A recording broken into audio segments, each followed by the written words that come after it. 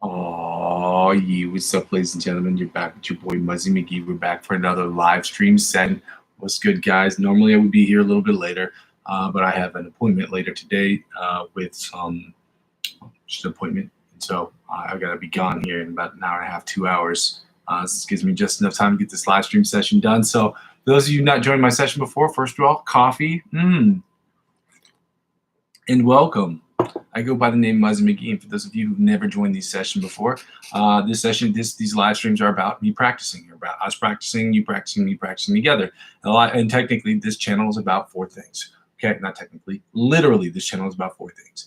First 2 things involve the live stream. The live stream is broken down into 2 parts, both encompassing some form of practice. But the practice session and then the improvisational section. Now, the practice session is about me practicing, you practicing, and us practicing together so we can get better. We can get from the intermediate to the advanced, from the advanced to the expert, and then from the expert to the virtuoso levels of guitar playing. It will include warm-ups, scales, chords, chord studies, progressions, chord progressions, licks of the week, and different strumming patterns, different picking patterns, in case that wasn't clear to begin with, as well as cover songs. So so we can get, obviously, from different levels, get up higher and get better as guitar players go, but also to do the second part, which is the improvisational music. So we'll be using the stuff that we've learned, at least the scales and the chords will correspond with what we're working on in the improvisational section, and the improvisational section will include, obviously, it will just be me playing live, because there's not like a way I can do a split screen situation where we can all sort of do something at the same time, at least for the moment, at least for the time being. So what my hope is that other people will be able to create their own improvisational solos or what have you, and be able to create those tracks, post them to YouTube, and then share the links with me so we can talk about and discuss how you attack the fretboard, how I attack the fretboard, and what we can do differently. But the live stream will just be about me working on those things, or working on the improvisational stuff, and then you can judge me based on how I'm doing, if I'm getting better, if I'm getting worse, if I'm not doing enough, how I can look at the fretboard differently. And you can express that in real time, just describing that in the chat. Or if you're watching the replay versions of the video, then you can replay it and you can type it in the comment section, because the difference between the comment section and the chat section is just the difference between live and a replay video. So the third thing is basically what the whole channel is about. Okay, and this is very important because I'm going to be starting to upload stuff, as I've uploaded things yesterday.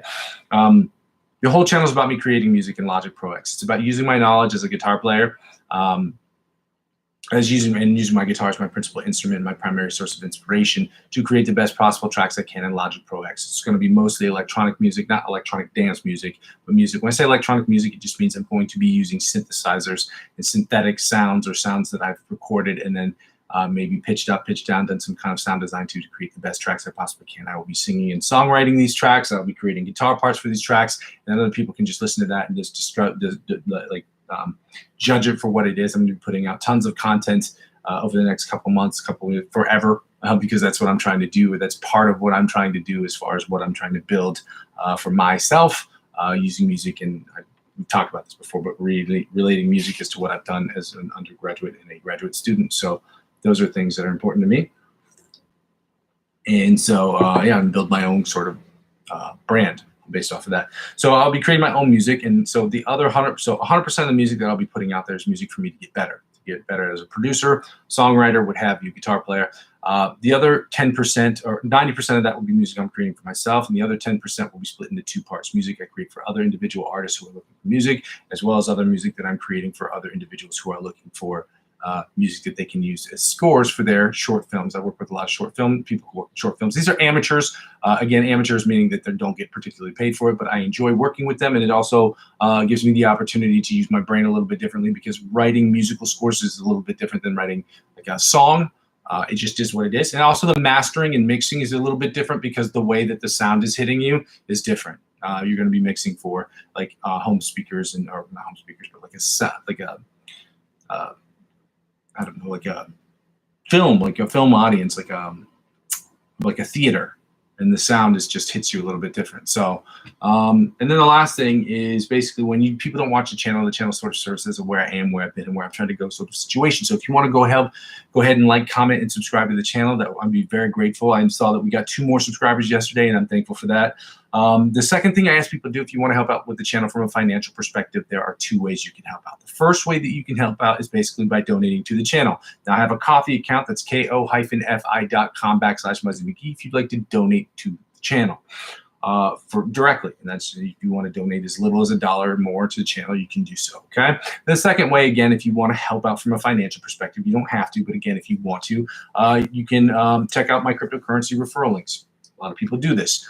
There are refer a friend programs, and again, I'm on all 4 of these platforms. It's Coinbase, Bitpanda, Binance, as well. Coinbase, Bitpanda, eToro, and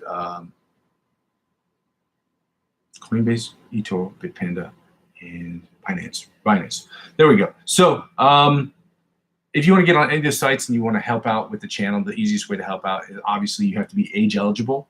You have to be regionally eligible, and they'll tell you that on the site. And using my referral links to sign up is not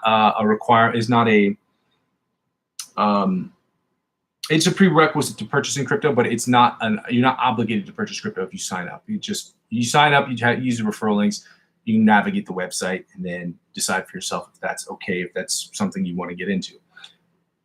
Real quick, the way that it works is when you purchase crypto, $50 or more on crypto, they will offer you perks and benefits. And the perks and benefits they offer you, they will in turn offer me. And as I'm using 15 to 20% of my total gains to reinvest back into my channel, again, I'm not trying to pull too much money into this channel from other sources, because the idea is that in order to create a business, it must self-sustain. And in order for it to self-sustain, you can't just be pulling revenue from other businesses or other jobs. You have to make that business generate some kind of revenue. So the limit I've set on it is $100. So anywhere between, if I make over $100, great, then I will spend the $100 out of that amount and reinvest back into the channel. So, and that's how it helps out with the channel.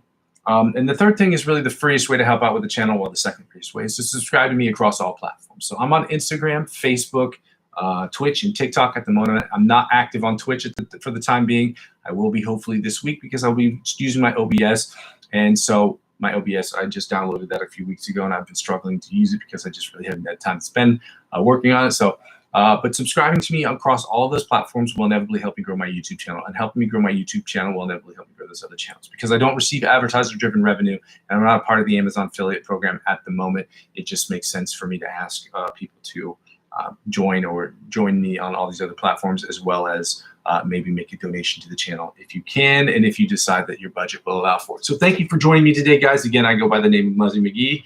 I'm sorry for the grogginess today. It's been a kind of a weird day so far, but not a bad one. So thankfully for that, thank you for being here. And we're gonna get started here today, guys. Let me see if I forgot anything. Okay, real quick, for those of you watching the channel, I go over this all the time. Number one, I do curse on this channel. I do say things like shit, okay, and that doesn't really bother people. I'll say fuck too, and I really don't think it's that big of a deal, but some people get offended by it. So, and some of the artists and some of the people I'll recommend on this channel do curse too. So if that's an actual obstacle for you to watch a channel, this might not be the channel for you. The second thing I tell people real quick is that I don't take requests. This channel is about us practicing together. It's not about me sitting here and playing cover songs for an hour and a half, working on those things. That's not what I do. And that's not to say it doesn't have value. It just doesn't have value for what I'm trying to build here. And what I'm trying to build here is a better guitar player, i.e. me, and I'm hoping that you will join me either on my journey or join me in trying to get better yourself.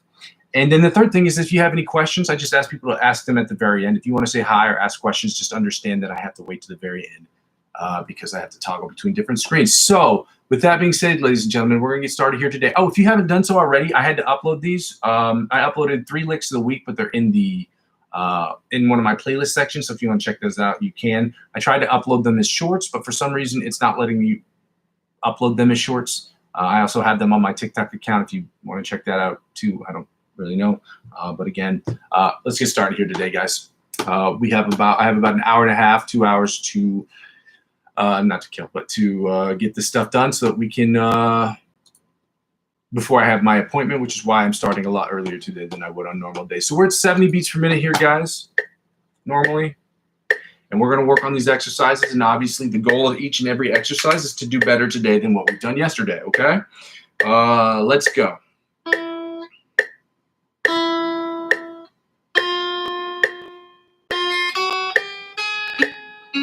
Let's do that again.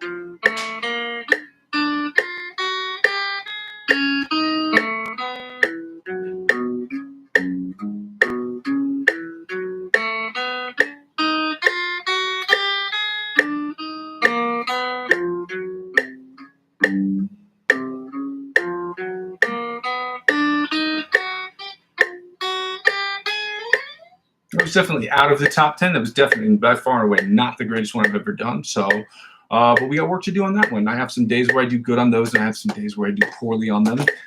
These are warm-ups, so it's important to understand and take note as to what you've done wrong, because it's important to, you have to warm up good, warm up well, warm up correctly. To get better. So it's important to focus on the aspects that you've gotten incorrect, and to take mental note of those and work on those later. Because we only have a finite amount of time, to try not to go back and redo the exercises. Sometimes, especially with the scales, I'll continue to work through those scales until I get it right.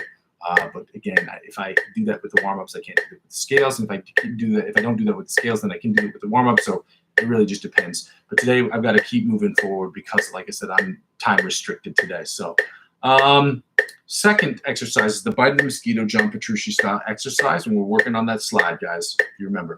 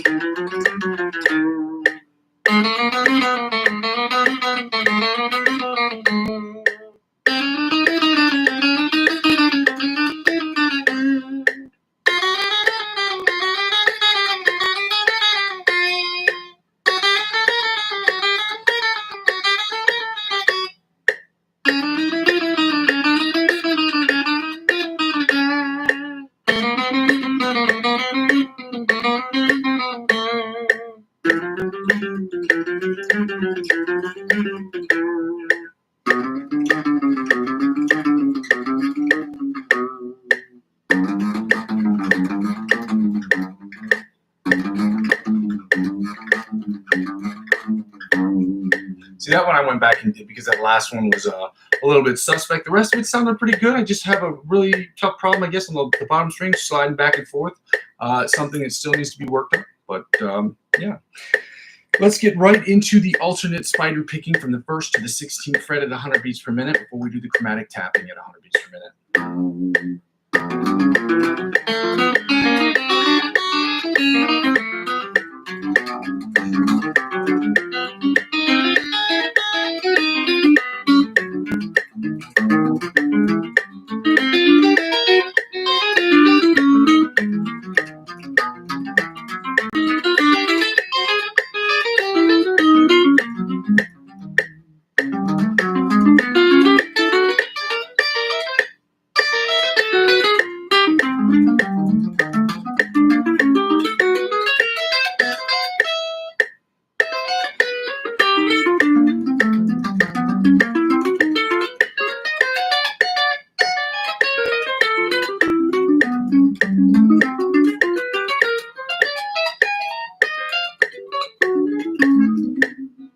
We have a little pick slippage here, which is why it sounded a little weird at the end there.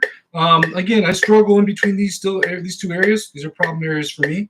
That's where I got to take a mental note and work on those when we get done with practice, to work on these a little bit more, maybe 5-10 minutes afterwards, just to try to get really more focused on those areas, those problem areas. So let's get right to the bottom 4 string. Well, bottom 4 string. Let's get right into the chromatic tapping from the 1st to the 16th fret, guys. Okay, ready?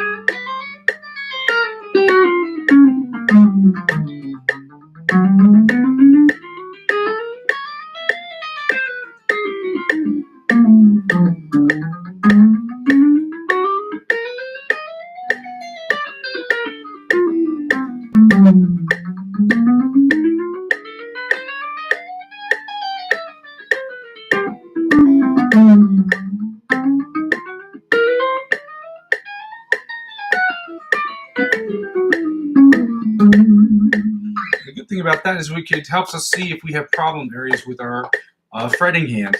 And as we can tell, I have not really any problems with my fretting hand, but the problem is, especially with sweep picking, which we'll talk about later, is syncing both of them up. So sometimes it may not be just the picking hand or the fretting hand individually, but it's the ensemble of both of them that can make it very difficult for those things to happen. So we're going, actually, that's what we're doing right now. We're going from 100 to 80 beats per minute, and we're working on Brandon Dion. Again, he's an influencer who does cuss on his website.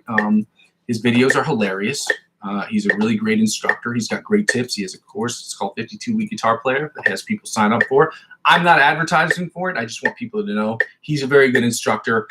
He is a graduate from music school. I believe he's Canadian. I'm not sure. Not that it matters. But he does curse on his channel, and if that's an actual obstacle for you to watch for watching videos, if it makes you want to not watch those videos, then I would recommend not watching him. But he is a great instructor, and I recommend everybody to watch him regardless.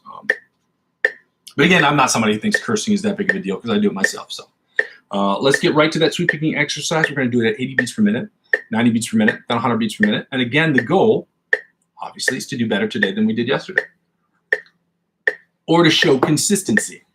Okay?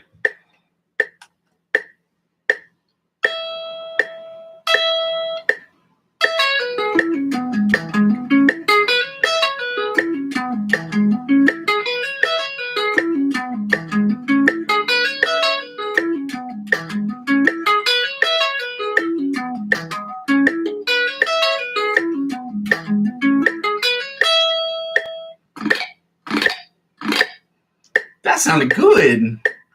Let's see if we can keep going with that. Let's see if we can do it again at 90. 80 sounded great.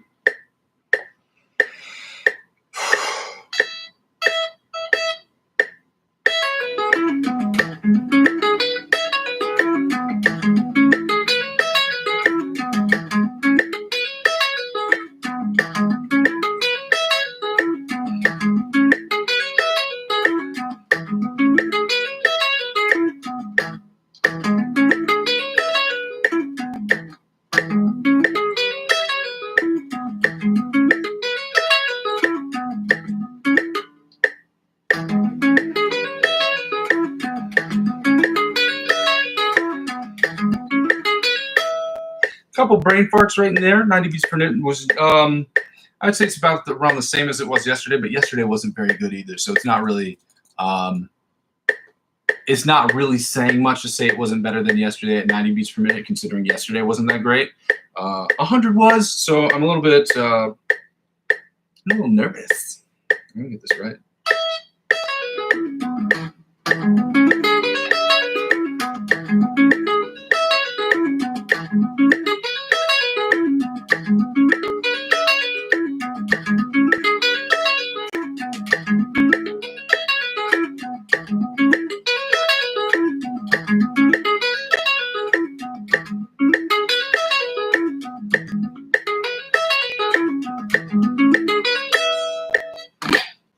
Couple little small things here and there.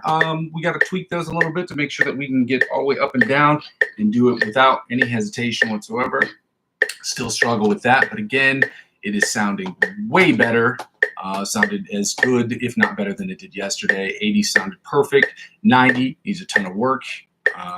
It's important to understand that when you're doing sweep picking to get from one level to the next level, it is an imperative that you get it right at every tempo below the tempo that you're trying to do it at. It's important that your hands stay in sync at every tempo. Okay? Or so I'm told. I'm not an expert, but I'm trying to be. We're doing sweep picking exercise number 2, again at 80 beats per minute, then 90 beats per minute, and 100 beats per minute.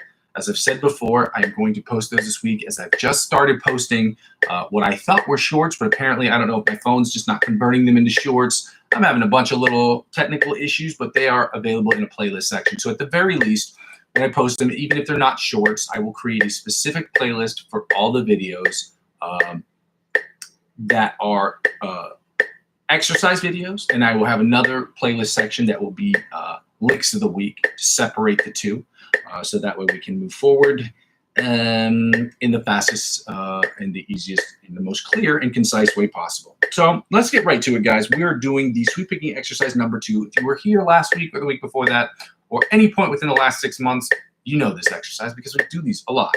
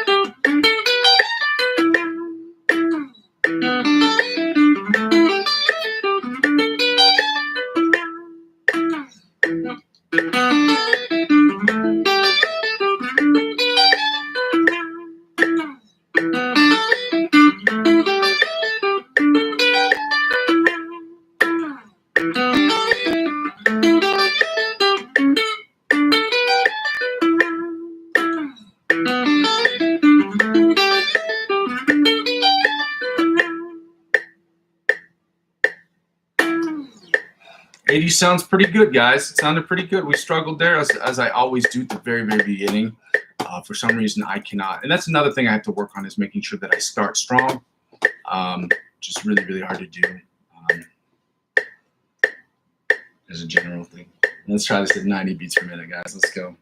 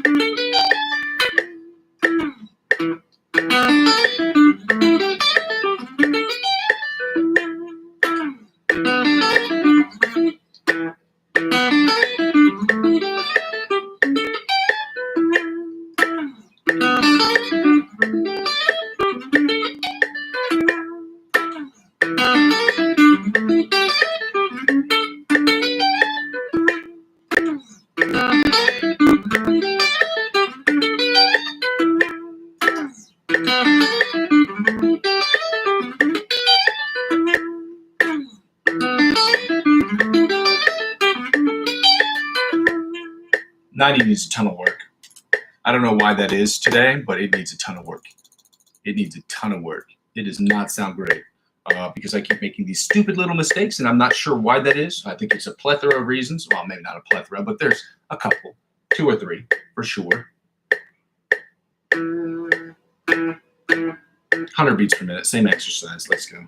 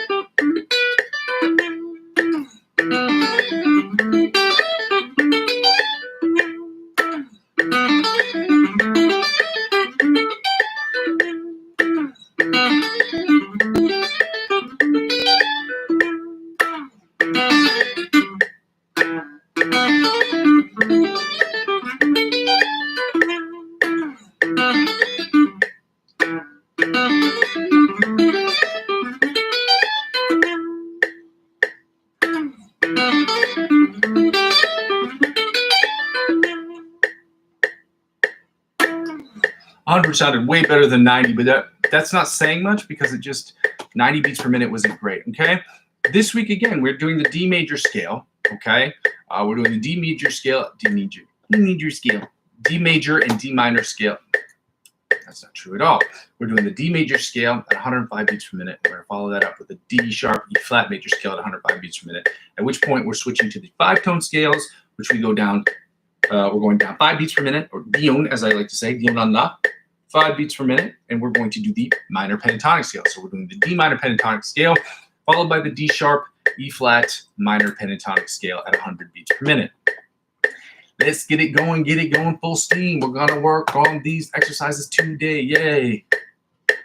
Oh man, you guys have been writing a lot. See, this is why I keep telling people, and I really apologize for this, guys. This is why I keep telling people, when you are writing these comments, you need to understand, like, I mean no disrespect. I don't see these comments right away because I have to toggle back between 2 different screens, which I'm hoping the problem, when I get the OBS up and running, I'm hoping that solves a few of the problems. However, because I will be streaming across other platforms, it may present the problem because I will have different, even more things open. So I apologize, man. Thanks for joining me, guys. Let's get going on these exercises. Thank you for the love. Thank you for your support, guys. It's so lovely, man. It's so lovely. Starting with the, let me get some of this coffee first, obviously. First position. Let's see. D major scale, first position. Let's go. 105 beats per minute. Let's go.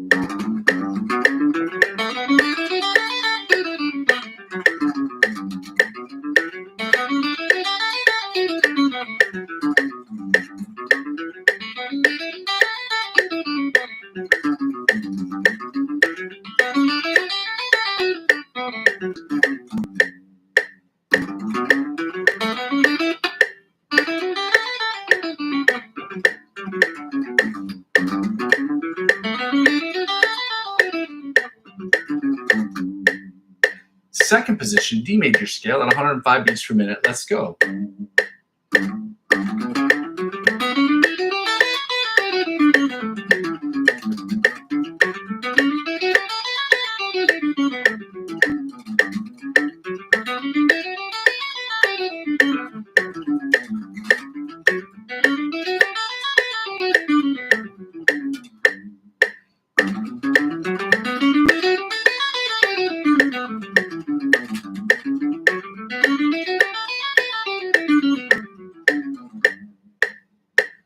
Third position, D major scale at 105 beats per minute. Let's go.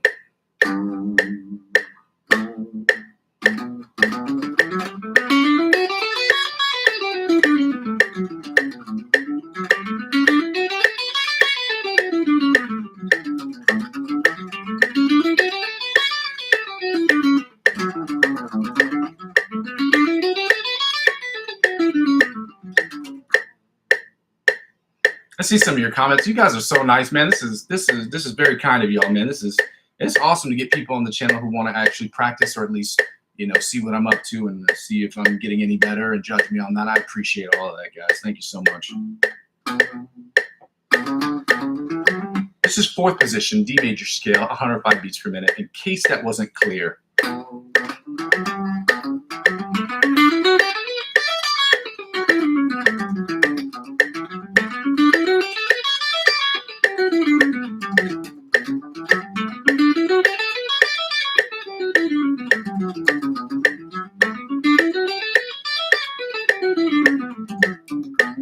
Good, man. That's awesome. That's awesome. Thank you for practicing with me. Let's get better, guys. Let's get better every single day. Let's keep pushing. Fifth position, D major scale, 105 beats per minute. Let's go.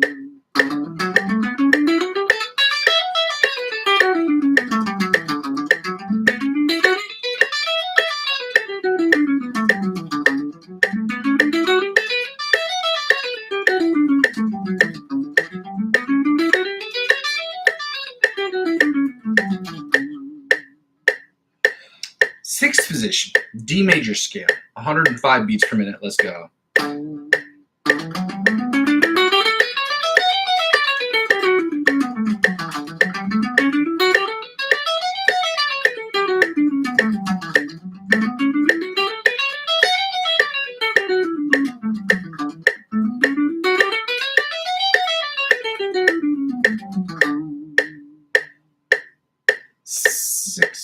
Seventh position, D major scale at 105 beats per minute. Let's go.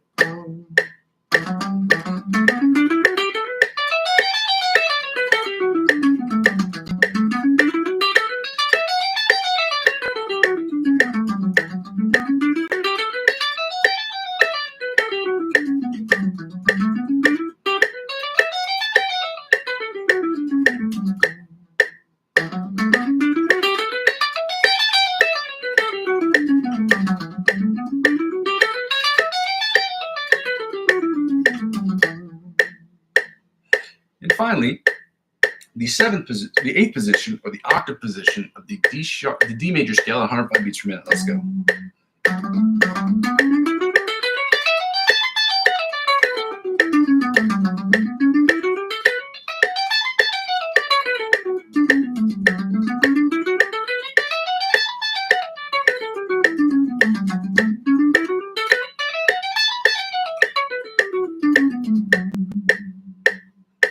All right, ladies and gentlemen, like I said, we're going to go back down the fretboard. We're going to do the D sharp, E flat major scale at 105 beats per minute in all 8 positions before we move on down to the 5-tone scales, which are the pentatonic scales. Yeah, let's get right into that, starting with the first position of the D sharp, E flat major scale, okay? Again, if you guys want to know, I use a book called The Guitar Grimoire. I don't know if that's important to show. I would normally have it up here in my Amazon affiliate links, but I'm not with the Amazon affiliate program at the moment. I just don't have enough subscribers. But this is the book that I use, and I think a lot of people, if you're a musician, I think that there's some books you have to have. Having a chord book, a scale book, and an exercise books, I think, are things that you just have to have. Okay, not digital copies, actual paper copies. Because that way, if your computer goes down, the internet goes down, you have no excuse but to practice. There you go. Let's get right to it. First position, D sharp, E flat major scale at 105 beats per minute. Let's go.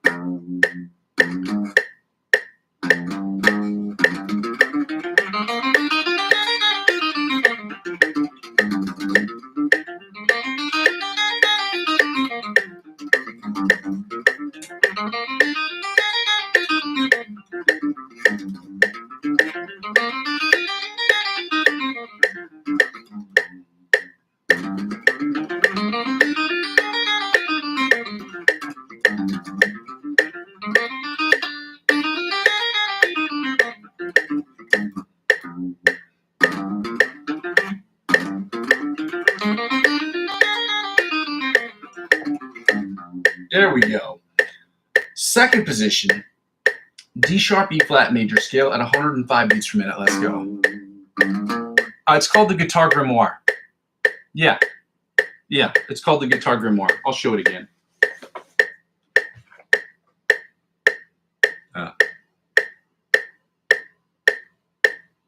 Good. You see that? The book is produced by, it's distributed, produced, published by Carl Fisher. The book is written by Adam Camden. It's a great book. I love it. I use it all the time. And I'm not making any money off of this. I'm not just telling you to purchase the book so I can make money off of it. That's just the book that I use. Second position, D sharp, E flat major scale at 105 beats per minute. Let's go.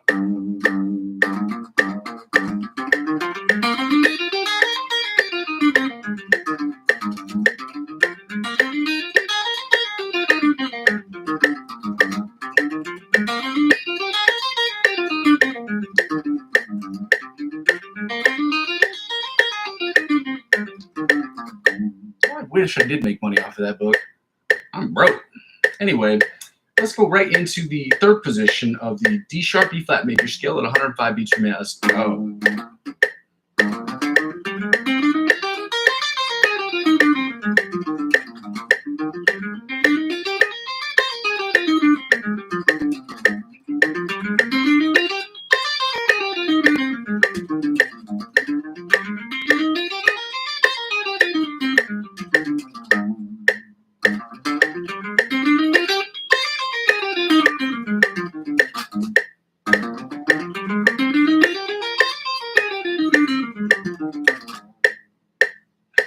Fourth position, D sharp, E flat major scale at 105 beats per minute. Let's go.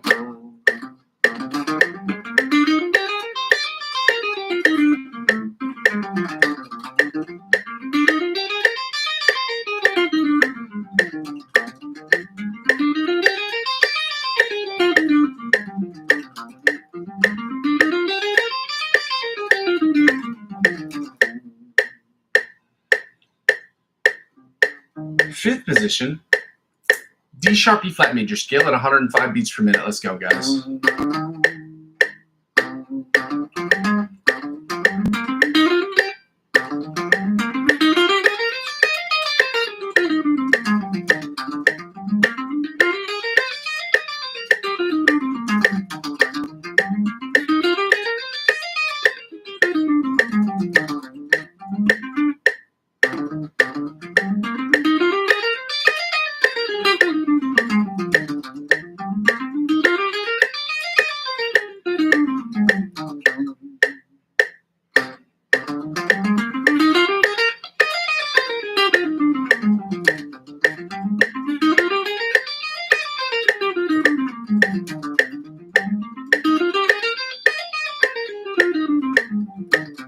There we go. I was going to play through that once correctly all the way through. So, sixth position, D sharp E flat major scale at 105 beats per minute. And again, if you have to take the tempo down, guys, ain't no shame.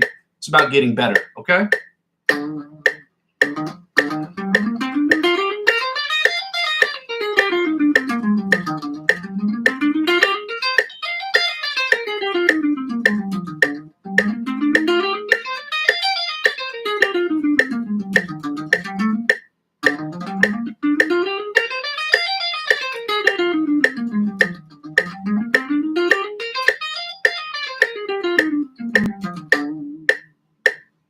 And finally, the seventh position, the D sharp E flat major scale at 105 beats per minute. Let's go.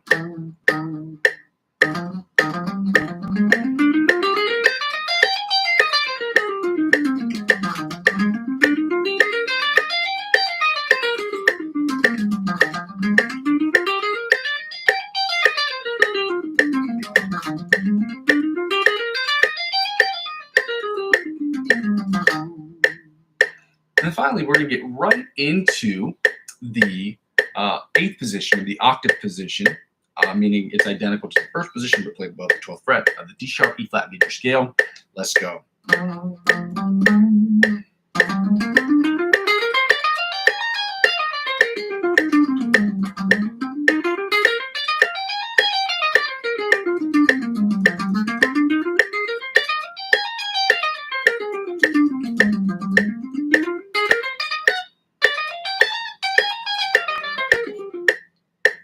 Got lost right there.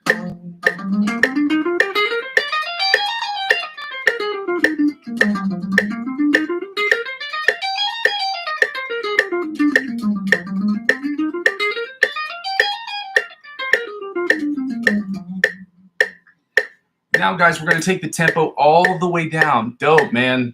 Keep working, keep pushing. Again, if you have to take the tempo down, guys, to get it correct, take it down. If it's still too fast, take it down more. Okay, this isn't about forcing you to do something that you are incapable of doing it. If you're not getting it perfectly at 60 beats per minute, don't move to 65 or 70 beats per minute because you can't do it at 60 beats per minute. And people will sit here and tell you not to play with or that they don't play with the metronome. That's dumb. Okay, if you play within a group or an accompaniment or whatever it is that you're doing, playing to a metronome and a click track is, oof. Again, playing clean on guitar or playing an acoustic guitar or playing clean on a clean tone and playing against a metronome, I think, are two of the most important things to do when you're learning to try to get better, in my opinion. Okay, greater men than me may disagree with me for sure. We're now at 100 beats per minute. We took it down 5 beats per minute. We're going to start working on the minor pentatonic scales, starting with the D minor pentatonic scale at 100 beats per minute in first position. Again, this is a 5-tone scale, means that there's 6 positions, 6 being the octave and the identical to the first position. Let's see if I can remember this with my mind. Yes.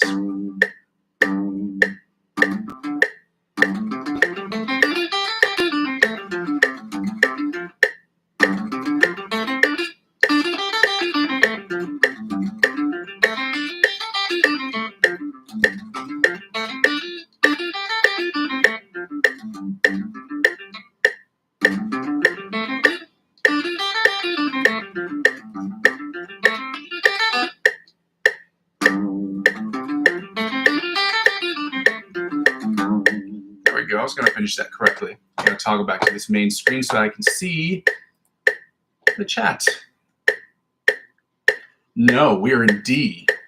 We're in D minor pentatonic scale. It's a minor pentatonic scale. So second position is the D of the D minor pentatonic scale in second position at 100 beats per minute.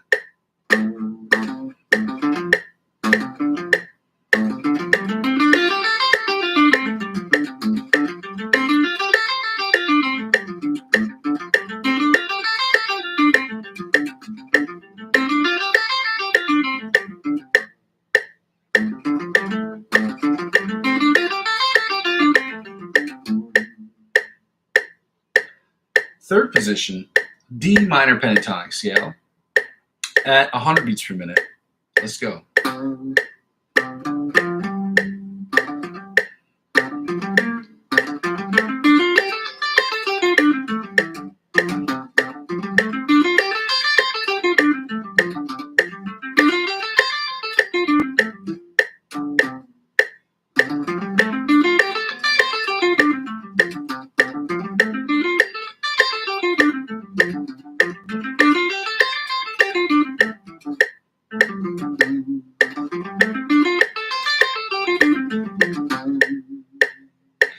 Now the fourth position, or the fourth position of the D minor pentatonic scale at 100 beats per minute. Let's go.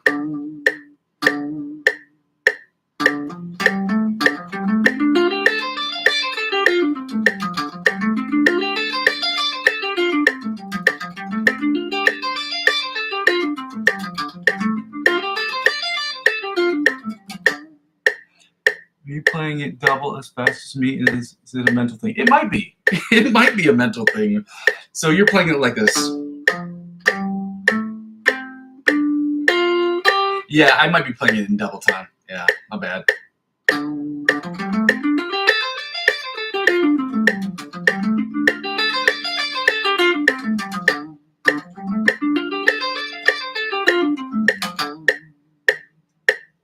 My bad.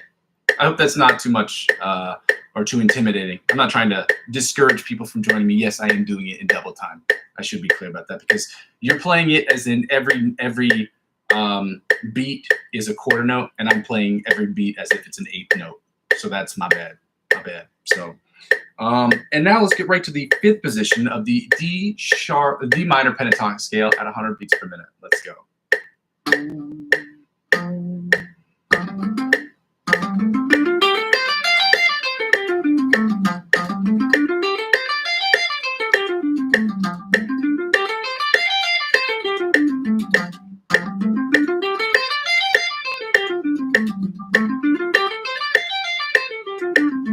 Yeah, that's what it is. I was playing each beat as if it was an eighth note as opposed to a quarter note. I should have made that clear. I've been doing this for so long, it just slipped my mind. Oh, my brain has failed me again. Let's go right into the fifth position of the D minor pentatonic scale at 100 beats per minute. Let's go.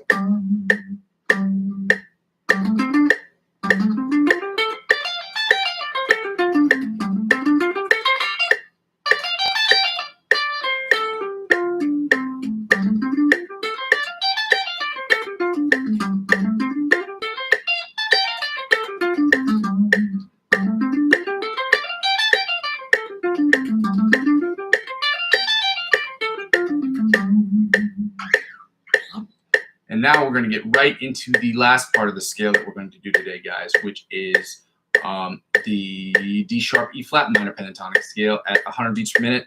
Then we're going to do find the note. Then we're going to go over the diminished and augmented chords. Okay. Chord section is the part that sucks the most because it's the least fun, obviously. So, but understanding chords, even for me, you're going to see I'm going to screw up these chords, because I don't know these chords as well as I should, which is why I'm an intermediate guitar player and not an advanced.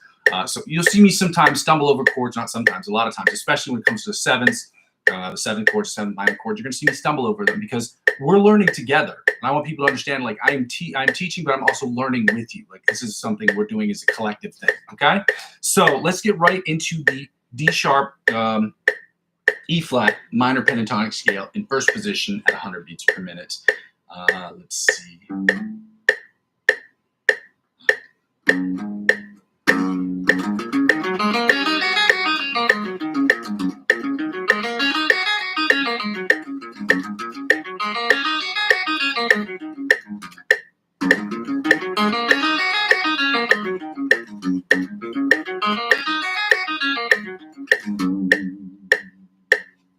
Third position, second position, D sharp, E flat, minor pentatonic scale at 100 beats per minute. Let's go.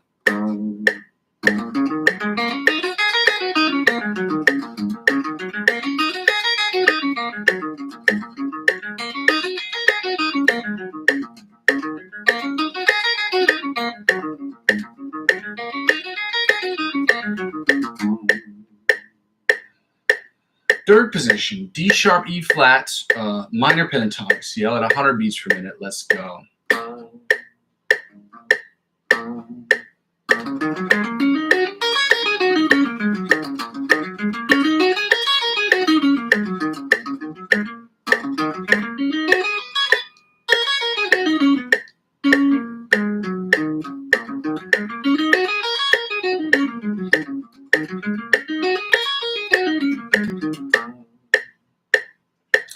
Fourth position, D sharp, E flat, minor pentatonic scale at 100 beats per minute. Let's go.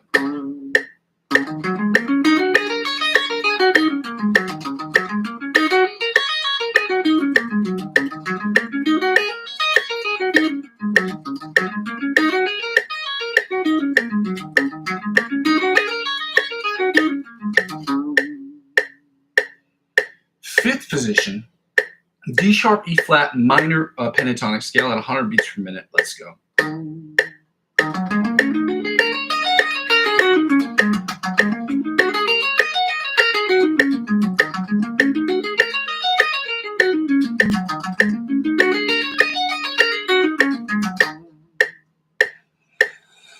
And finally, the sixth position, or the octave position, of the D sharp, E flat, minor pentatonic scale at 90 beats per minute, at 100 beats per minute. Let's go.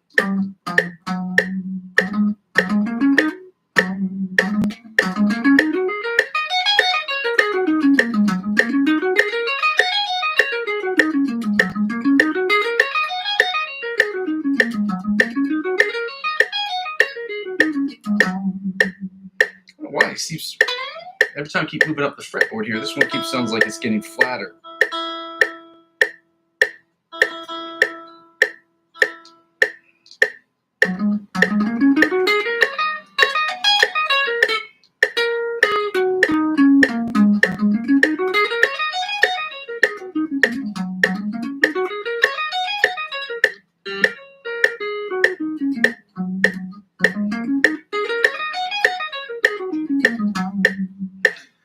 And now we're going to play a fun game called Find the Note. We do not need the metronome for this. And Find the Note is an activity that I kind of deboed from a guitar player by the name of Joe Satriani. He was talking to his students. Joe Satriani is a student, or he's a very, very famous guitar player who graduated from Berklee College of Music. He was talking about how his students, he had to make them when they first would show up, he'd say, "Fine, you're a guitar player at this level. Find me a note on this part of the scale." So I've adapted that. We're going to play a game called Find the Note all across the scale. Yeah. So what we do is we're just going to play that note all over the scale. I'm going to start on the E string, and we're going to find those notes. And today just happens to be the D. As I said before, the notes that we find the notes, we're doing only natural notes between now and the end of the year. So you don't have to worry about sharps and flats for the time being. And so I guess neither do I. But yeah, we're going to do that. And basically the way that you find those notes is, I only have a 22 fret guitar. Okay. This is music theory for you. Every 12 spaces and the 13 spaces an octave space. Okay. So if you're trying to find, any note, so if you're trying to find F on the E string, you know that F is on the first string right here. The first position, first fret, that's where you find your F. You add 12 to that number and you find its octave position. Being that it's E, the top E string, the spacing is identical, okay? So when we're finding the D note, all you have to do is if you have a 24 fret guitar, it makes a little bit more sense. But if you're trying to find the note, any note before the 12th fret and below, if you add just 12 to that number on that string, you will find its octave counterpart. So when we're on the D string, we're on 10 on the E string. You add 12 to 10, you get 22. So it applies to all strings. On the top E string, it's the same thing. It's on the top E string. That is bothering me.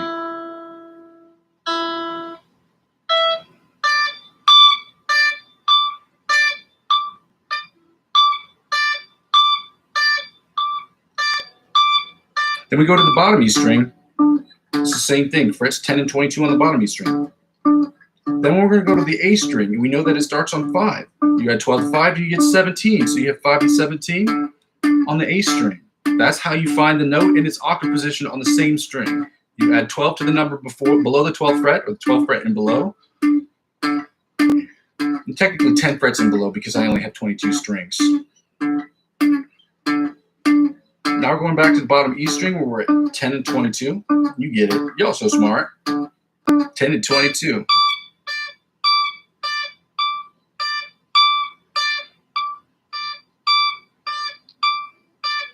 Now to the B string. In the B string, we're at 3. You had 3. You had 12 to 3, and you get 15.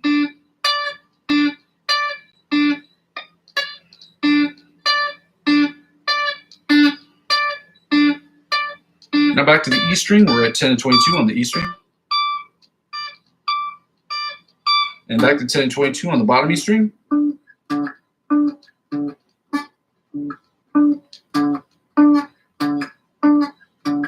Now back to 5 and 17, my bad, 5 and 17 on the A string.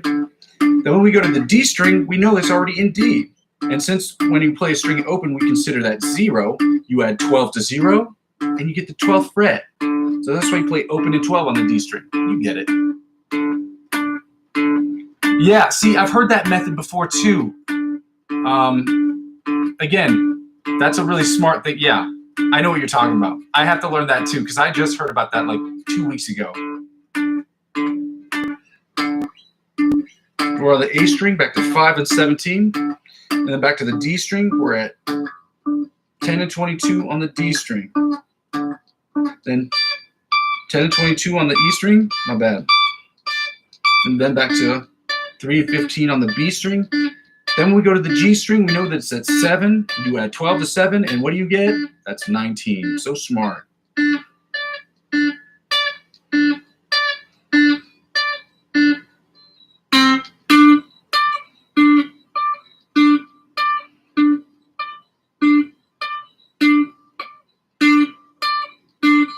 Then we're going back to the D string, which is open in 12.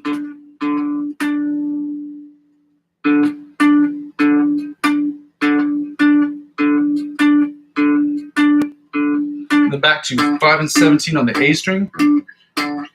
Every time I do this, I know people don't like to hear this, but I like to make this sound like a clock. So what I do is I'll double pick the string like this. I don't know why I do that. I find it really appealing to my ears. And now we're back to the bottom E string, which is 10 and 22. And then when I finish up the exercise, another fun thing I like to do, I don't know why, this is probably me and my ADHD brain.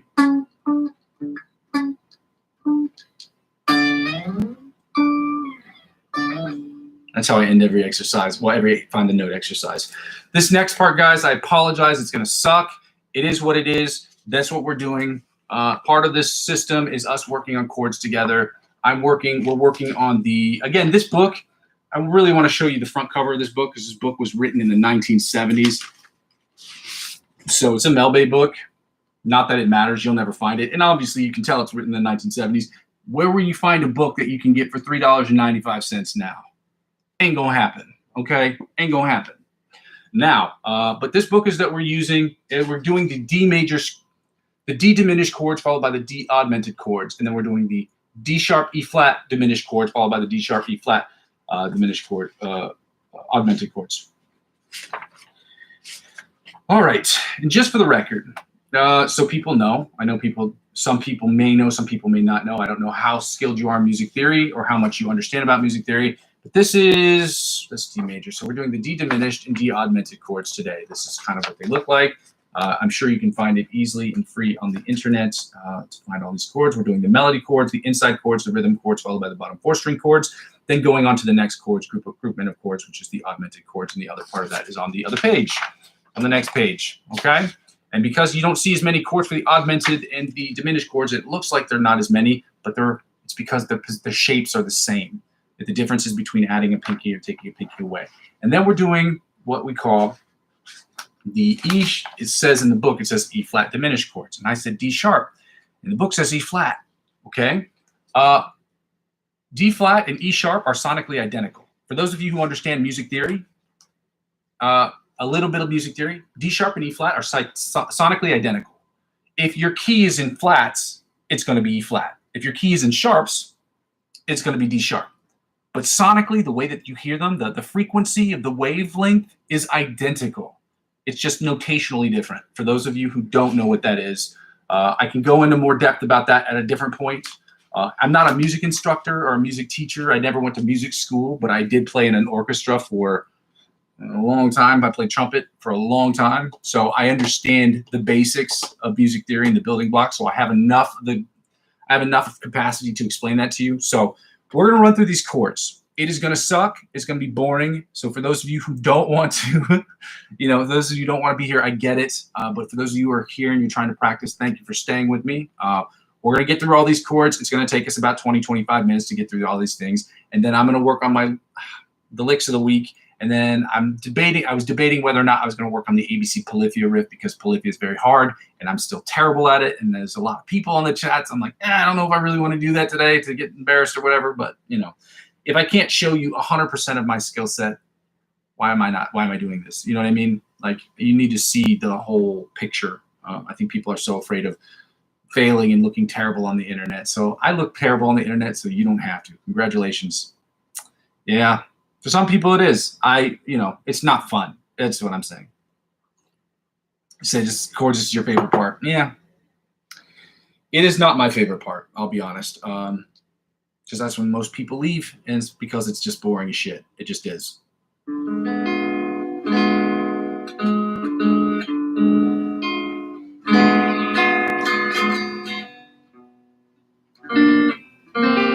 I'm learning these with you guys, so give me a second here. Let me just see if I can figure this out.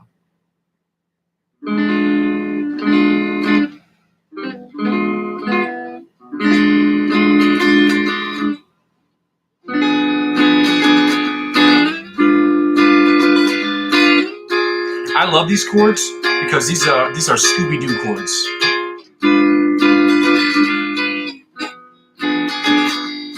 And some of you are saying, what is Scooby-Doo? Why am I calling these Scooby-Doo chords?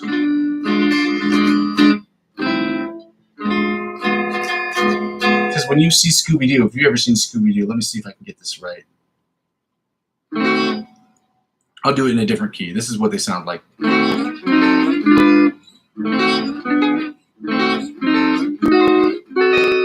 That's like a Scooby-Doo thing. If you've ever watched the old Scooby-Doos, like whenever there's a transition between one scene to another, that's where it is.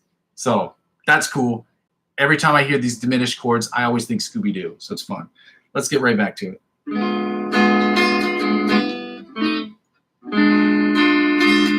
Thank you for your subscriptions, guys.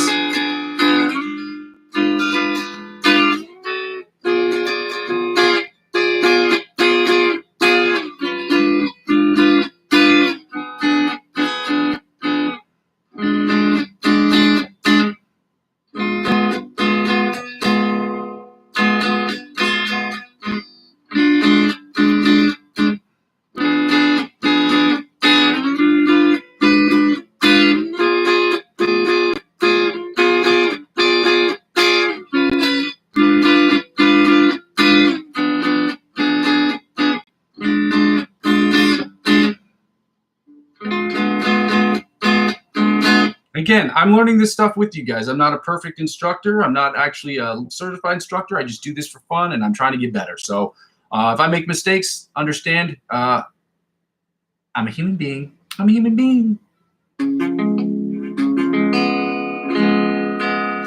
Let's see.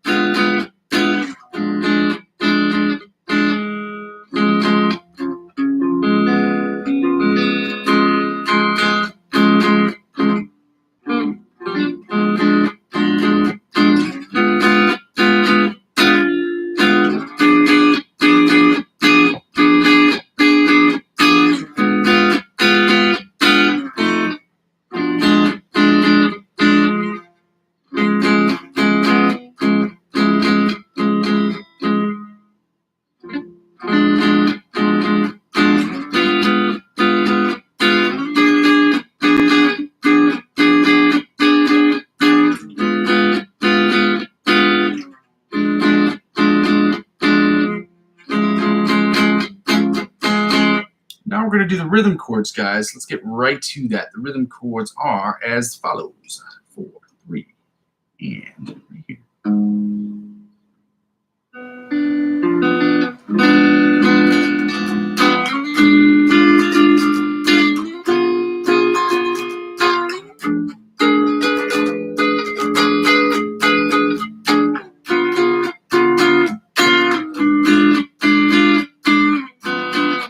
I'm smiling because this is so Scooby-Doo, dude.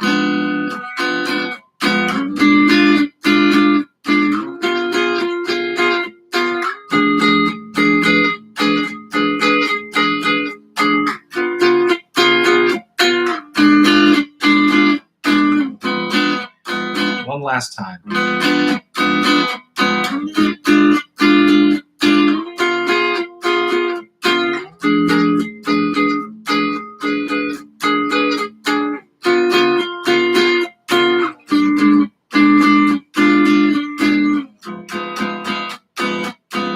Now we're going to the bottom 4 string chords before we get right into the augmented chords. And my augmented are my favorite because they are simple. They are so simple because they're almost identical. I love these. It's nice to have an easy day every once in a while because I push myself as much as I possibly can.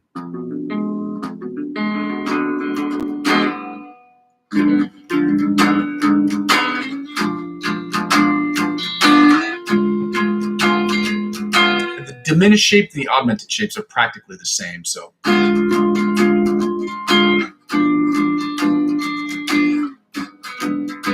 within each other, diminished chords have a lot of similarities between the melody inside the rhythm chords and bottom 4 string chords. Let me be clear about that. I'm not saying diminished chords and the augmented chords look the same. That's not what I meant. My bad. Third.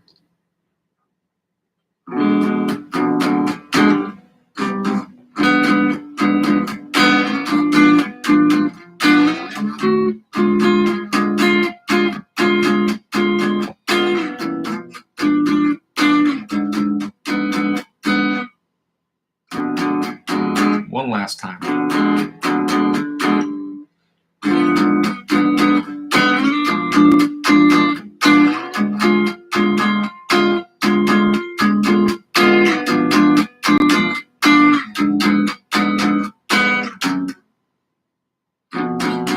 I should do that instead of just changing up the other fingers. So now we're going right into the de-augmented chords. The de-augmented chords, we're starting with the melody chords, and basically the inside the rhythm chords and the bottom 4 string chords are identical, with the exception of the inside chords. You use your index finger across two strings, and you don't use your pinky. The rhythm chords, you use your pinky and your index finger, and with the inside chords, you'll use all your fingers, except for instead of laying your index finger across 2 strings, you'll lift it up so it's only on 1 string. It's as simple as that. Okay. When do you play the augmented interval? Like what interval? I'm not sure like what you mean. How do you play it? Do you want to see that? Did you want to see like the shape? If you're asking when to play it, the answer to that question would require a little bit more music theory. That's not something I could really get into today, but I would be more than happy to send you a message if you want to. How would I do this? If you want to leave a comment on how I can, like a Facebook account, maybe I can email you or send you a message and privately get to you. But if you're looking just for like what is the shape, that's what the shape looks like. Okay, and I will explain that as we get through it. So we're going to start with the melody chords. Okay, this is what the melody chords sound like. Awesome, good shit, good shit, good shit. I do curse on this channel, guys. I hope that's not offensive. I try not to. I don't think I directed at people. I just think I just say stuff.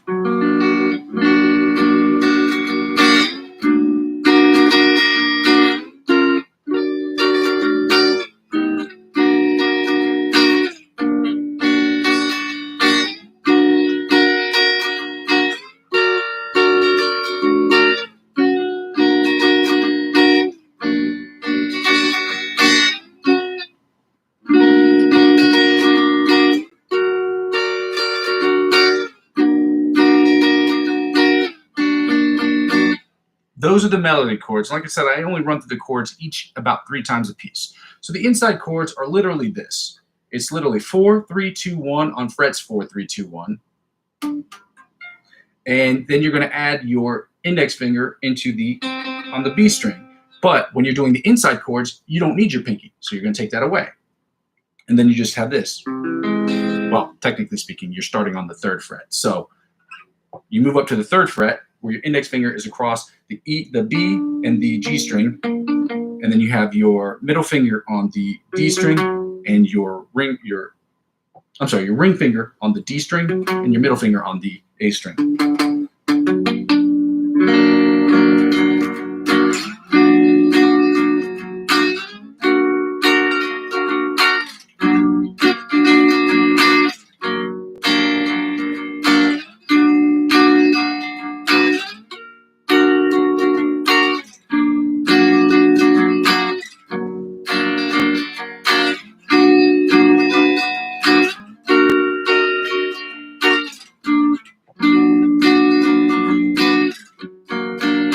Now the rhythm chords, identical in shape. You're just going to add your pinky, okay?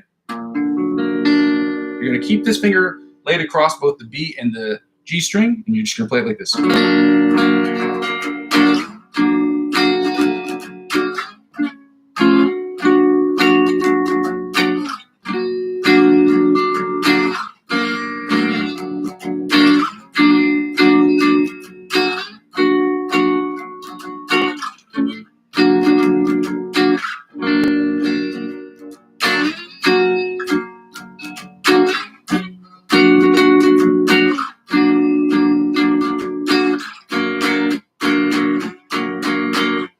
Let's get right into the bottom 4 string chords, which is identical. But instead of holding your index finger across the G and the E string, you're going to lift it off the B string, and you're only going to play the bottom 4 string chords, okay?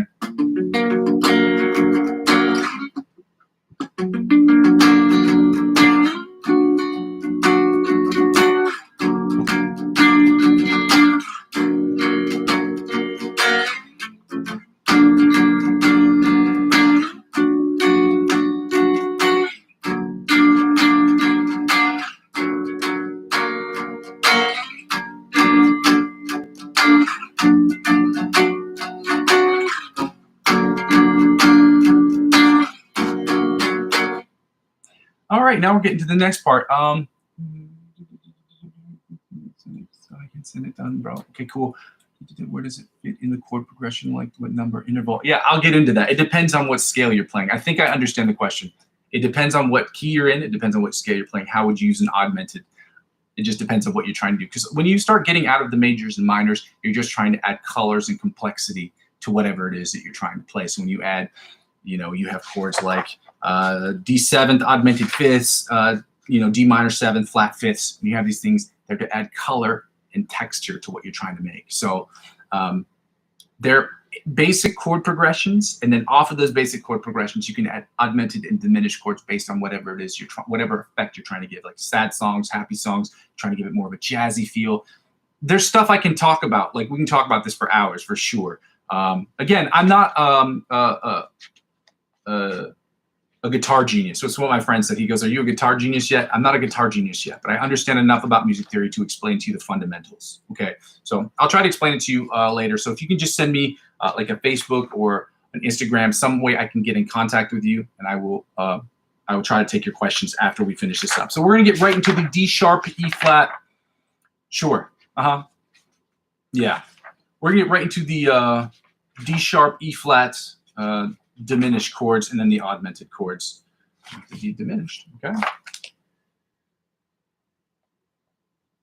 Yeah, it just depends on the effect. I'll try to give you some examples. Well, like I said, I'll send it to you later, man. I'll send it to you later. It'd just be easier that way, so we can finish up this course now. But I'm all for it. I'm excited to talk about it. Let's get right into these E diminished chords. Okay, E flat, D sharp diminished chords. Okay. I don't know why that didn't come out right.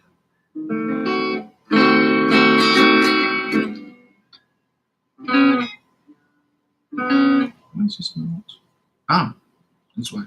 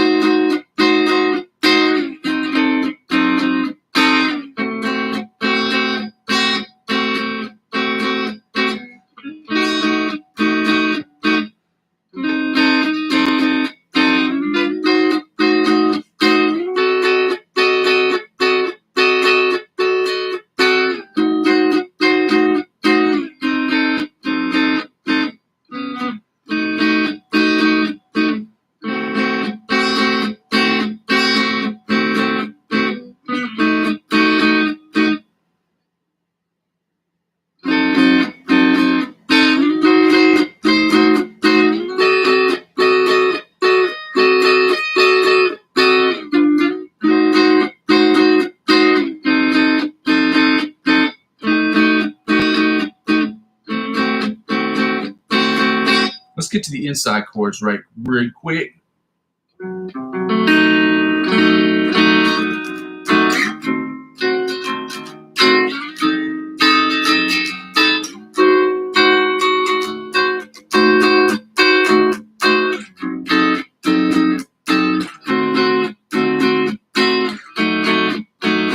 Again.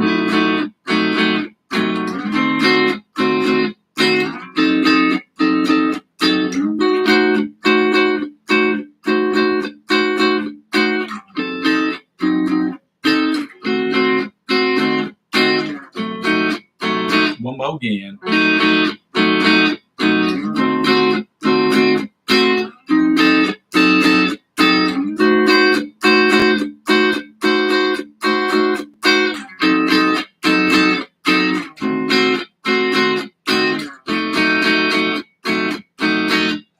All right.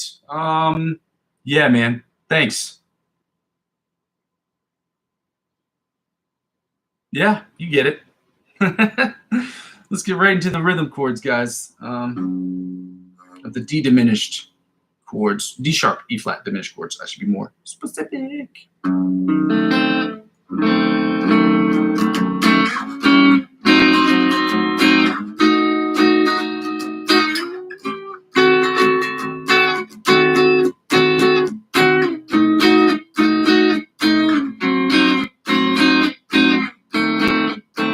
Again.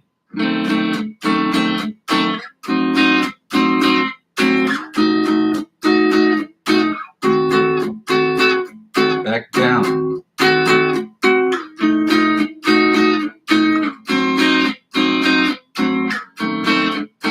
One more time.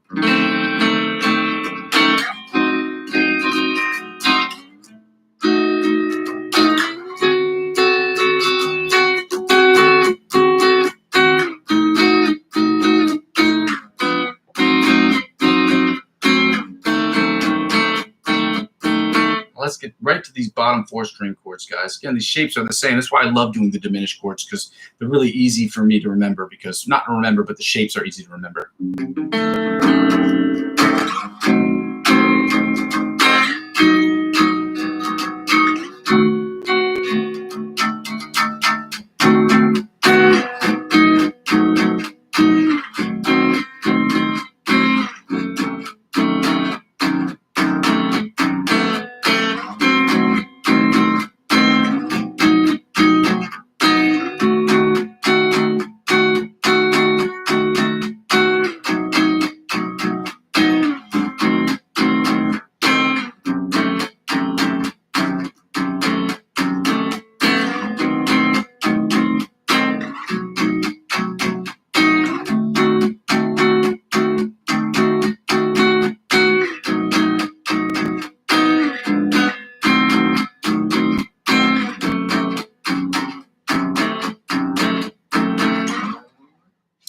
Right, now we're going to get right into, we're going to finish up with the E flats, D sharp, E flat, augmented chords, and then I'm going to move right into the lick of the week. Because it's Monday, I do have a new lick of the week up, which is going to, again, not be great.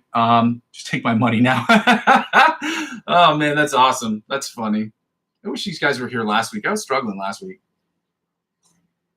Sometimes when you work on this stuff, you want it to come out, you want to do a really good job, and so, like, you know, when people don't show up, it's like really tough. But you keep pushing through, and these days make it better. These days like today, when people show up and are excited to learn and excited to work with you, so that's great. So thanks for that. Let's start with the melody chords.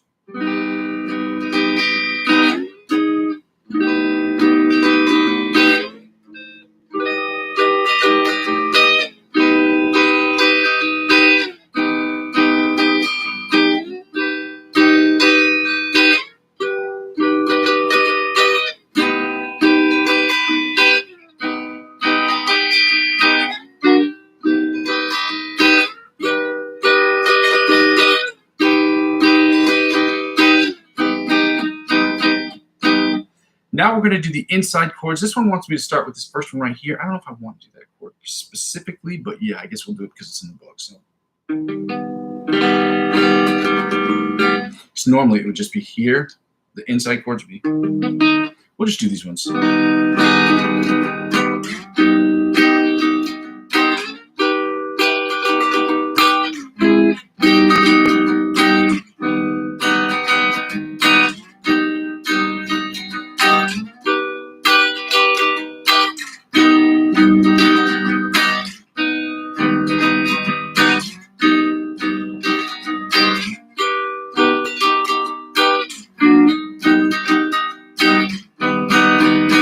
And then for the rhythm chords, you just add the pinky. And you play all 5 strings. So it sounds like this.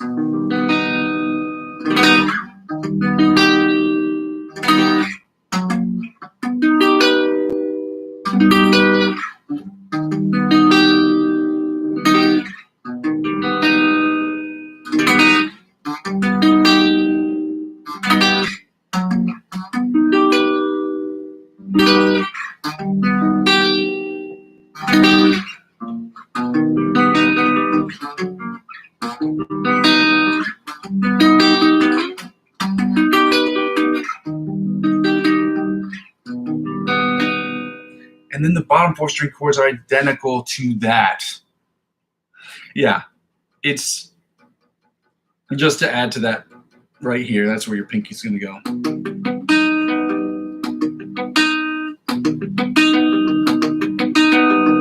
And then the rhythm chord, or the bottom 4 string chords, are the same thing. But with this index finger, instead of barring off the B and the G, you're just going to lift it up, so it's just on the G, so it's going to sound like this.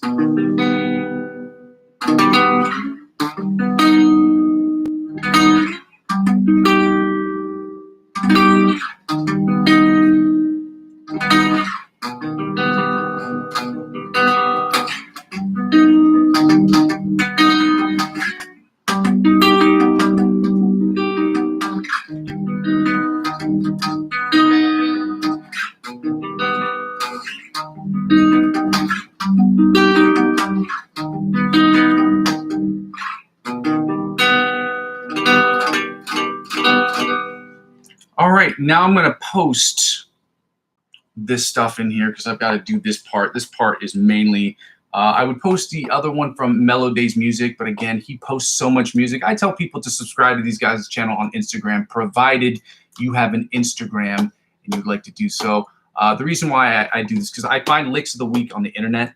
I go through subscribers, or not subscribers, I go through influencers that I follow, and sometimes I'll follow influencers that my influencers follow, and I'll find really dope stuff on there because doing licks are important, especially for improvisational guitar, which is what I will be doing later on in the session in the next 20 minutes or so. I'm going to work on these licks. I don't know which one I want to start with. I'm dreading doing the ABC Polyphia riff because I worked on it for almost probably a year now, and I'm still really bad at it, but I still work on it every single day because it's something I really want to finish doing. So you can judge me as harshly as you want on that. Back to this Antonio Visadio. I have Antonio Vizero, and it's Mellow Days Music. 2 links to 2 Instagram influencers that I follow. That helps us with the licks of the week as well. So this is the exercise that I'm going to do today. I haven't learned this yet. I just found it about 5 minutes before I went on the stream. This is what it sounds like. This is what it sounds like.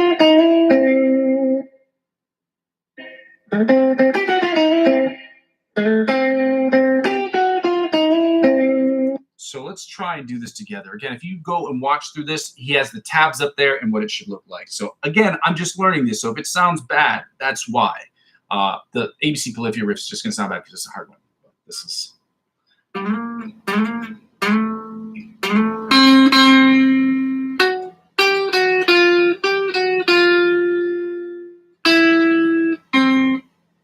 Let me see if I can hear this again.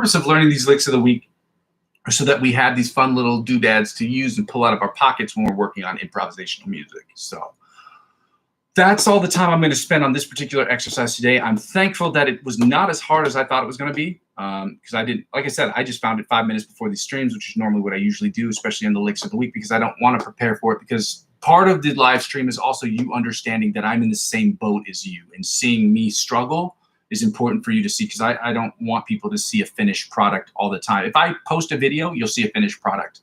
But it's important that people see the failures too, because there's so many good influencers on the internet that you feel like almost discouraged when you watch them, because it's just like everyone is so fucking good.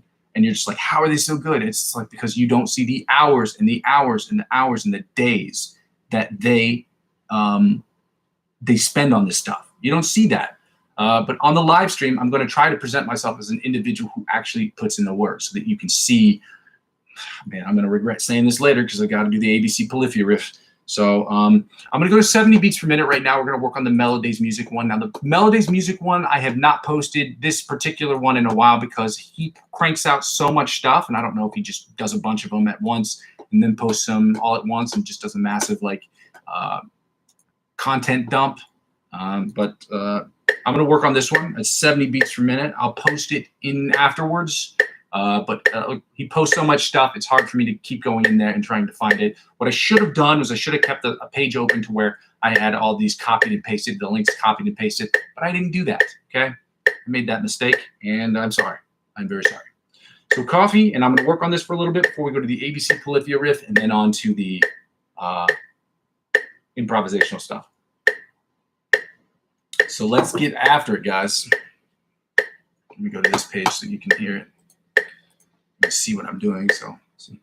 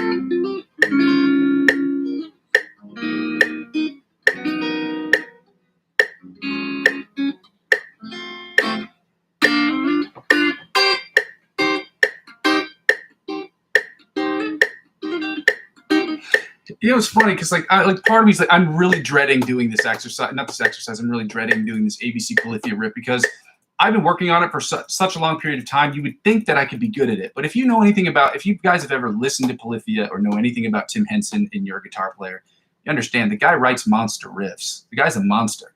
Okay, and I mean that in every beautiful sense of the word. He writes the most crazy riffs, and they don't sound that hard at first. You look at him, and it's like the guy. He has sweep picking, followed by like slides, hammer-ons, pull-offs, like tapping, and he does all that within a span of like 10 seconds. It's like, dude, where did you come from? So I'm learning this riff. Part of the learning me learning this riff is also just like to try to keep working on being able to employ different techniques at the same time. But this, like, sometimes this stuff is almost unreasonable. So, but if I'm going to be honest and I'm going to be true to the channel, I've got to work on this stuff no matter how stupid and embarrassing it is for me, because it is kind of embarrassing because I'm so terrible at it, but I'm going to keep working on it. And I might actually have to take the tempo down because, like, I saw like 3 or 4 people in the chat and I was like, man, I usually have like 1 or 2 at most. So it's like,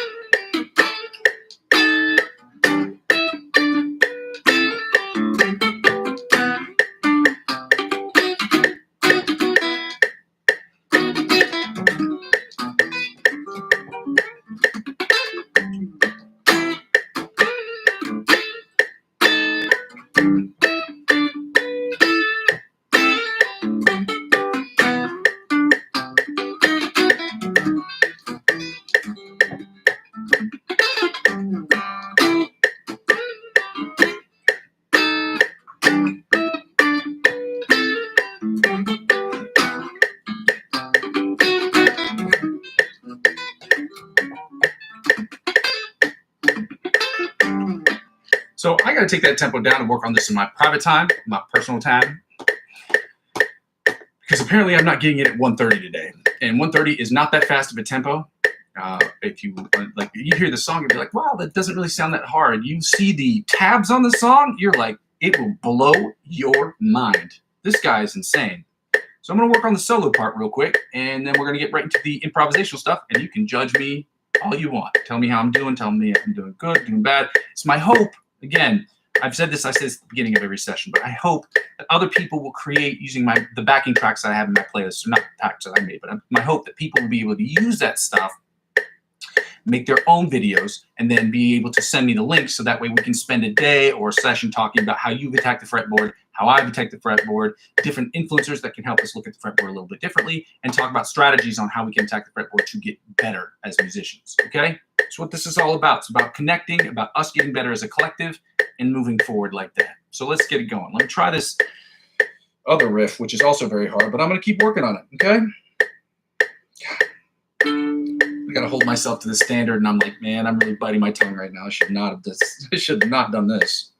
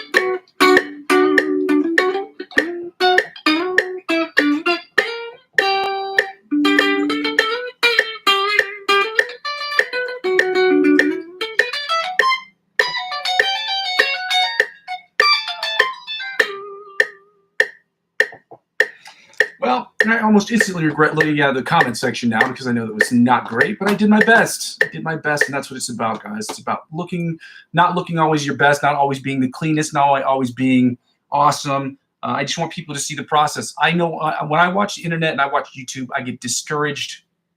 Yeah, I get really discouraged when I see all these people playing. You're just like, why am I not that good? Why am I not that good? I'm putting in the hours. I'm putting in the hours. You don't see the hours they put in. They put hundreds of hours, and they put in 5, 6, 7 hours a day. Okay, we only have about an hour, hour and a half to practice every single day, which is why I want people to see the real shit going on here. I don't want people to like, oh, he did something awesome. He posted this video. It's so good. It's like, no, dude, people put hours into this shit, like daily.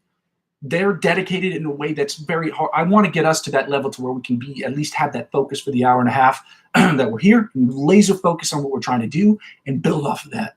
Excuse me. But I really want people to understand and see the process, because I know when I watch the internet and I watch people doing these things, I personally get discouraged, because it's like I'm putting in all this time and all this effort to try to understand this stuff, try to get better.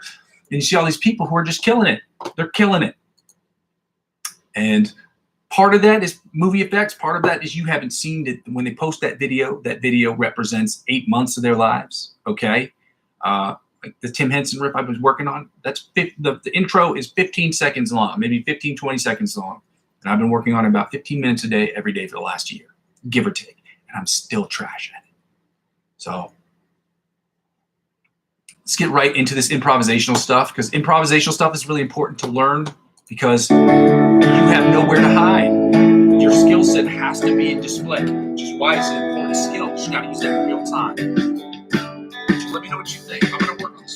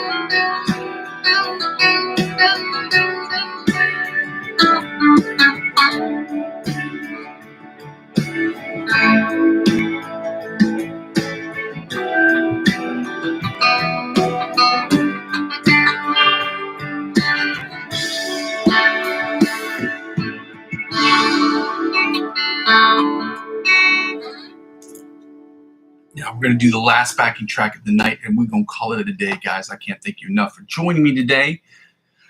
This next one's a little bit slower. The only difference between this one and the last one is that it's at 100 beats per minute, but it's D, A, then B minor, and then G. That's the only difference. The other one was D minor, so instead of playing, so the other one was D, A, E minor, and then G. And this one is D major, A major, followed by B minor, and then G major, in case you were wondering. Okay? Again, all of these stuff, the reason why I haven't posted these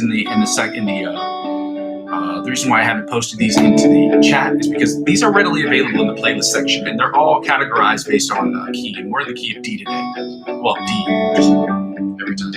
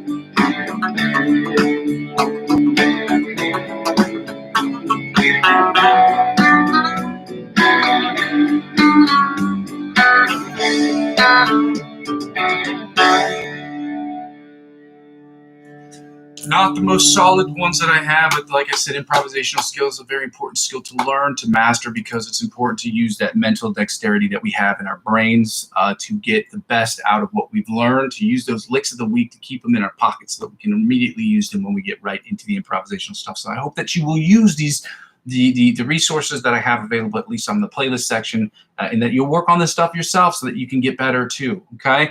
Thank you guys for joining the channel. I gotta, as I heard from somebody said, I gotta skedaddle, which I think is a great word. It's a hilarious word. I gotta skedaddle. It's a fun way of saying I gotta get out of here.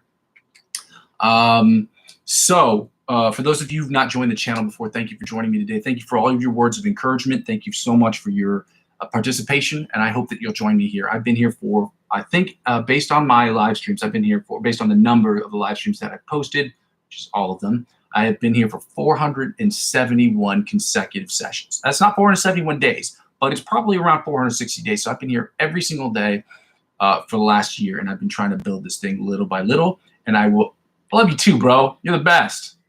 I just want to say thank you for being here. If you have any questions, please do not hesitate to write them or type them into the comment section. I don't know how people feel comfortable posting their I don't know how I can get contact with you, because I'm worried about putting up my email address too, because I'm worried about getting spam email. Not you personally, but I know that I already get these weird things about cryptocurrency on my YouTube videos. So I'm just worried about getting spammed, and I don't know how to deal with that yet. So if you have any questions, yeah, man, I have a donation link. I'll explain that right now. Well, I'll explain that right now as I go through my spiel. So thank you guys for joining me on the session today. Like I said before, this channel is about four things. The first two things involve the live stream, and a live stream is basically about us getting better. Those two things are broken down into two parts. It's about the practice session and the improvisational section. The practice session is about me practicing, you practicing, and us practicing together so that we can get better as a collective. The practice will include warm-ups, scales, chords, different picking patterns, different strumming patterns. At some point, we'll get into chord progressions like you were talking about earlier. We will get into licks of the week, obviously, and cover songs that I'll be working on to later post. And it's that so that people can see not only the progress that I've worked on these videos, but they can see in real time the work that I put into it and what it takes, the effort it takes to get to that next level, to post a good video on a cover song that you want to do. And those are for promotional uses only. The second thing is about improvisational music, because improvisational music is one of the, if not the most important skill as a musician to have, because it makes you recall. You have to understand scales. You have to understand how scales and chords work together. You have to understand all different shapes all across the fretboard, and you have to be able to recall it instantaneously. And that's a very important skill as a musician to have, in my opinion, again. But I will be doing the improvisational stuff. You will judge me on my improvisational stuff, at least for now. It's my hope that at a certain point, you will get to a point where you feel comfortable filming yourself and posting that video to YouTube, sharing the link with us so that we can talk about link with me. And that way we can talk about how you attack the fretboard, how I attack the fretboard, different influencers that can help us get to the next level, and also things that we can do individually that we know personally that we can do to get better at that. And the third thing is basically what the whole channel is about. The whole channel is about me creating music in Logic Pro X, using synthesizers, using my guitar as understanding and my understanding of music theory to create the best music I possibly can. I will be singing on it, which is crazy because I'm not a singer, but I can hold the tune. Songwriting, creating guitar parts for that, and creating the best music I possibly can. 100% of the stuff I post will be music that I'm creating, not just for myself, but, well, for myself really, but just to get better. 90% of it will be stuff I'll be working on projects for myself personally. The other 10% will be divided into two parts. Music I create for other individual artists across the world. If they choose to, they need music. Everyone always needs music to work on stuff, because some artists don't like to make their own instrumentals or can't, and I like to do that. And the other part is that working with short film instructors or short film producers or short film filmmakers in the area in which I live, because I work with a bunch of associations. They always need music that doesn't have copyrights to it, and I enjoy doing it because it allows me to create music, but in a different way. And movie scores are not the same way that you write music for writing songs. It's just not the same process, okay? And the fourth thing is basically when people don't watch the channel, which was not the case today, but when people don't watch the channel, I get real-time, I don't get real-time information on how I can make my channel better from the freest perspective possible. Again, my job here is to do the best job I can and get you guys to come here and work with me so that we can get better as a collective. This channel is about collectivity, because we all know, everybody know practice sucks by yourself. Second thing I ask people to do is basically, if you want to donate to the account, there are two ways that you can do so. I have a Ko-fi account. It's ko-fi.com/Muzzy McGee, and the link is available in the description of every single video, every live stream video I've ever done for like at least the last 6 months. Yeah, 4 months. I just got it. And the Ko-fi account will allow you to donate as little as €1 to the account if you want to. And like I said, all the money that I'm getting from the at least Ko-fi account from now is going to be used to be saved so that I can purchase in case computer breaks. I had an issue last year where my internet network was down and I had to use my phone as a wireless hotspot in order to do it. So if you want to do that, I'm thankful for that. If you don't want to do that, again, I don't think I've ever had a donation to my Ko-fi account. So this would be the first time it's ever happened. And then the second way to do it is if you want to. Again, this is for people who want to. This channel is not about cryptocurrency.